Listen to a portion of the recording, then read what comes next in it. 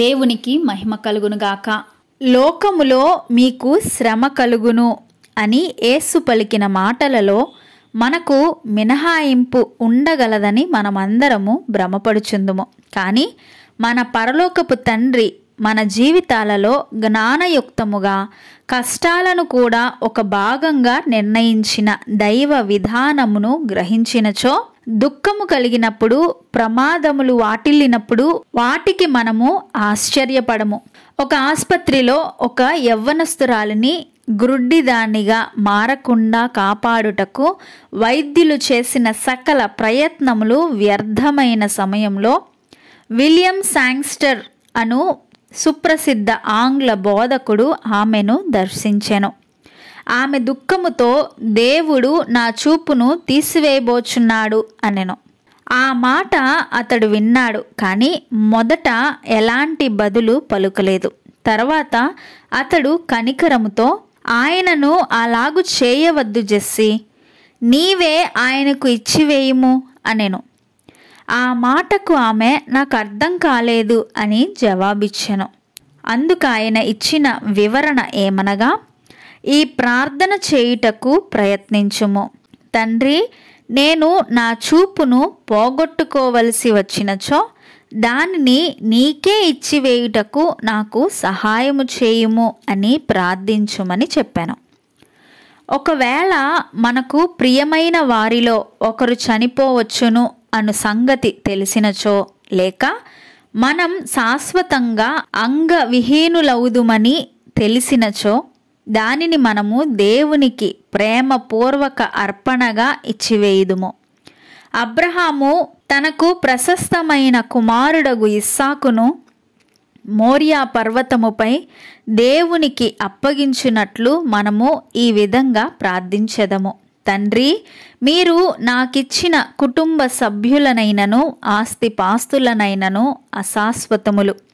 నా జీవితమును ఆనందభరితముగా చేయుటకు మీరు నాకు వాటన్నిటినీ అనుగ్రహించినందుకు కృతజ్ఞతలు.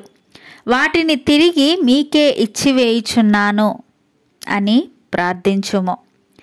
మనము వేటి గుండా ప్రవేశించి వెళ్ళాలో దేవుడు నిర్దేశిస్తాడు. వాటి గుండా ఎలా ప్రయాణించాలో మనము నిర్ణయిస్తాము. ఆదికాండము 22వ అధ్యాయం 1 నుండి 14 వచనాలు చదువుకుందాం. ఆ సంగతులు జరిగిన తరువాత దేవుడు అబ్రహామును పరిశోధించెను. ఎట్లనగా, ఆయన అబ్రహామా అని పిలువగా అతడు చిత్తము ప్రభువా అనెను. అప్పుడు ఆయన, నీకు ఒక్కడై ఉన్న నీ కుమారుని అనగా నీవు ప్రేమించు ఇస్సాకును తీసుకొని మోరియా దేశమునకు వెళ్ళి అక్కడ నేను నీతో చెప్పబోవు పర్వతములలో ఒకదాని మీద దహన బలిగా అతని నర్పించుమని చెప్పాను. తెల్లవారినప్పుడు అబ్రహాము లేచి తన గాడిదకు గంత కట్టి తన పనివారిలో 2 తన కుమారుడగు ఇస్సాకును వెంటబెట్టుకొని దహన బలి కొరకు కట్టెలు చీల్చి లేచి దేవుడు తనతో చెప్పిన చోటుకి వెళ్ళెను. 3వ నాడు అబ్రహాము కన్నులెత్తి దూరము నుండి ఆ చోటు చూచి తన పనివారితో, మీరు గాడిదతో ఇక్కడనే ఉండుడి, నేనును ఈ చిన్నవాడును అక్కడికి వెళ్ళి దేవునికి మ్రొక్కి మరలా మీ యొద్దకు వచ్చేదమని చెప్పి దహన బలికి కట్టెలు తీసుకొని తన కుమారుడగు ఇస్సాకు మీద పెట్టి తన చేతితో నిప్పును కత్తిని పట్టుకొని పోయెను. వారిద్దరూ కూడి వెళ్ళుచుండగా ఇస్సాకు తన తండ్రి అయిన అబ్రహాముతో, నా తండ్రి అని పిలిచెను. అందుకతడు, ఏమి నా కుమారుడా అనెను. అప్పుడతడు, నిప్పును కట్టెలను ఉన్నవి కాని దహన బలికి గొర్రెపిల్ల ఏది అని అడుగగా, అబ్రహాము, నా కుమారుడా, దేవుడే దహన బలికి గొర్రెపిల్లను చూచుకొనెనని చెప్పాను. అలాగు వారిద్దరూ కూడి వెళ్ళి దేవుడు అతనితో చెప్పిన చోటికి వచ్చినప్పుడు అబ్రహాము అక్కడ బలిపీఠమును కట్టి కట్టెలు చక్కగా పేర్చి తన కుమారుడగు ఇస్సాకును బంధించి ఆ పీఠము పైనున్న కట్టెల మీద ఉంచెను. అప్పుడు అబ్రహాము తన కుమారుని వధించుటకు తన చేయి చాపి కత్తి పట్టుకొనగా యెహోవా దూత పరలోకము నుండి అబ్రహామా అబ్రహామా అని అతన్ని పిలిచెను. అందుకతడు చిత్తము ప్రభువా అనెను. అప్పుడు ఆయన, ఆ చిన్నవాని మీద చేయి వేయకుము, అతన్నేమియూ చేయకుము. నీకు ఒక్కడై ఉన్న నీ కుమారుని నాకియ్య వెనుదీయలేదు గనుక నీవు దేవునికి భయపడువాడువని ఇందువలన నాకు కనబడుచున్నదనెను. అప్పుడు అబ్రహాము కన్నులెత్తి చూడగా పొదలో కొమ్ములు తగులుకొని ఉన్న ఒక పొట్టేళ్ళు వెనుక తట్టున కనబడెను. అబ్రహాము వెళ్ళి ఆ పొట్టేళ్లును పట్టుకొని తన కుమారునికి మారుగా పెట్టి దహన బలిగా అర్పించెను. అబ్రహాము ఆ చోటికి యెహోవా ఈరే అని పేరు పెట్టెను, అనగా యెహోవా చూచుకొనును అని అర్థము. అందుచేత యెహోవా పర్వతము మీద చూచుకొనును అని నేటి వరకు చెప్పబడెను.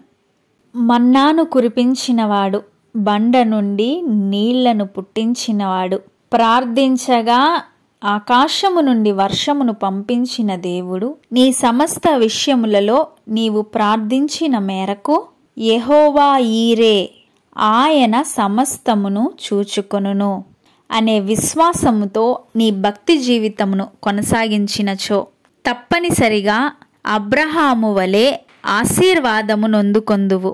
నీవే కాదు, నీ సంతతి కూడా నీ నిమిత్తము ఆశీర్వదింపబడును. మన దేవుడు నరబలి కోరు దేవుడు కాదు. మనము దుఃఖిస్తూ ఏడుస్తూ అంగలారుస్తుండగా ఆయన చూచి సంతోషించువాడు కాదు. అయితే మన విశ్వాసమును పరీక్షించి మన భక్తి జీవితమును పరిశోధించువాడు దేవుడు. మన విశ్వాసమును బట్టి మనం ముందుకు కొనసాగినచో అంతయు ఆనందమే. దేవుడు తీసుకొనుట కాదు, నీవు ఇచ్చివేయుట నీకు ధన్యత. నిజమే, వేటి గుండా మనం ప్రవేశించి వెళ్ళాలో దేవుడే నిర్దేశిస్తాడు. కానీ వాటి గుండా ఎలా ప్రయాణించాలో మనము నిర్ణయించుకోవాలి. శ్రమ కలిగినప్పుడు ఓర్పు సహనముతో మన భక్తి జీవితమును కొనసాగించుదుము. జయశీలుడైన దేవునిని స్తుతించినచో నీవు కూడా జయమునొందుదువు, విజయ వీరుడుగా మార్చబడుదువు. దేవుడు మిమ్మును మీ కుటుంబములను దీవించునుగాక. ఆమెన్.